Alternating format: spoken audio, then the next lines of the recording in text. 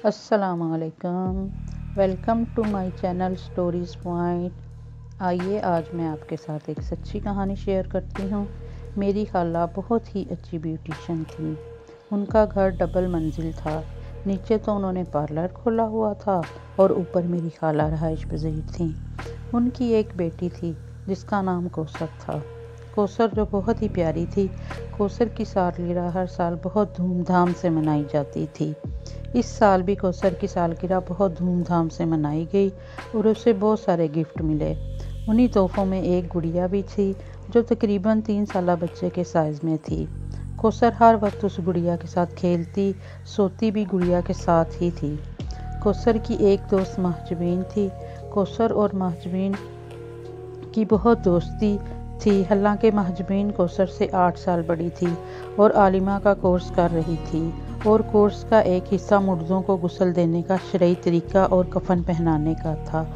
महजबीन की आलमा बाजी ने महजबीन की ड्यूटी लगाई हुई थी कि वो कोई डमी का इंतज़ाम करे ताकि मदरसे की तमाम तालिबात को प्रैक्टिकल करके ये सब तरीका समझाया जाए। अब महजबीन को इस काम के लिए कौसर की ये गुड़िया ही ठीक लगी। उसने कौसर की अम्मी से ये गुड़िया चंद दिन के लिए मांगी, मगर कौसर की अम्मी ने इनकार कर दिया।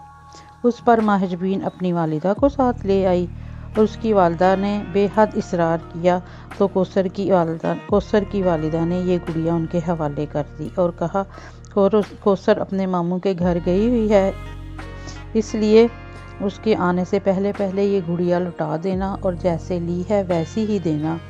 इस सब का वादा करके महजबीन गुड़िया ले गई।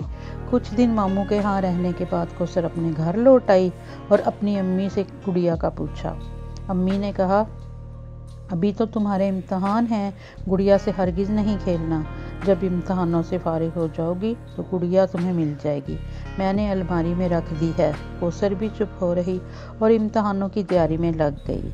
उधर कौसर की अम्मी ने महजबीन की वालिदा को फ़ोन किया कि कौसर इम्तहान देने स्कूल गई हुई है, आप वो गुड़िया इसी वक्त लौटा जाएं ताकि कौसर को पता ना चले। वो ये गुड़िया किसी को नहीं देती। अगर उसे पता चला कि मैंने वो गुड़िया आप लोगों को दी है तो वो बहुत नाराज़ हो जाएगी। दूसरे दिन महजबीन की अम्मी वो गुड़िया लौटा गईं। कौसर की वालिदा ने देखा कि इन लोगों ने गुड़िया जैसे ली थी वैसे ही लौटाई है। उन्होंने अलमारी में गुड़िया रख दी। अब कौसर इम्तहानों से फारिग हुई तो माँ से गुड़िया का तकाजा किया। माँ ने झट अलमारी से गुड़िया निकाल कर कौसर को थमा दी।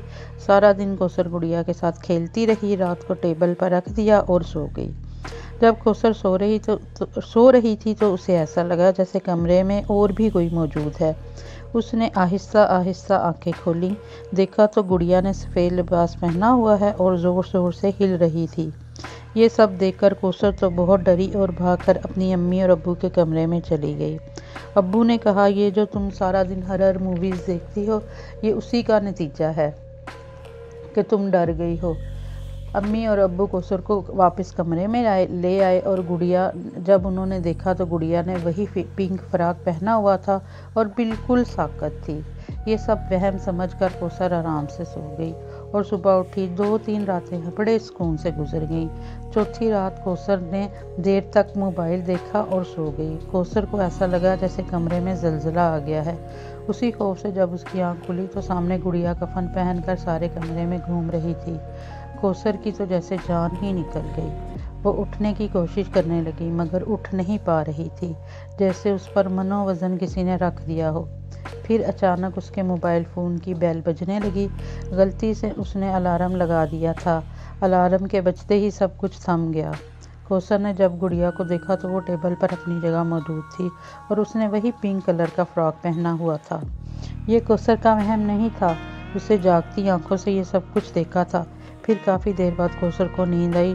सुबह उठकर उसने रात वाला सारा वाक़या अम्मी को बताया तो कौसर की अम्मी काफ़ी परेशान हो गईं और कहा कि अगर अब तुम इस तरह डरो तो हमारे कमरे में आ जाना। फिर अगले दिन कौसर के एक कज़न की मंगनी थी। वो तमाम घर वाले मंगनी में चले गए। कौसर ने वहाँ काफ़ी हल्ला गुल्ला किया। वापसी पर कौसर बहुत थकी हुई थी तो जल्द ही अपने कमरे में सोने के लिए चली गई। अभी उसे सोए हुए 2 या 3 घंटे ही हुए होंगे कि कौसर के पैर के अंगूठे को किसी ने ज़ोर से खींचा। अभी वो नींद की आगोश में ही थी कि दोबारा किसी ने ज़ोर से उसके पाँव का अंगूठा खींचा। अब तो कौसर ने आंखें खोलकर देखा, वो गुड़िया सफ़ेद कपड़ों में मलबूस कौसर को घूर रही थी और फिर पूरे कमरे में चहलकदमी करने लगी। बस इससे ज़्यादा कौसर और कुछ ना देख पाई और वहीं गिर कर बेहोश हो गई।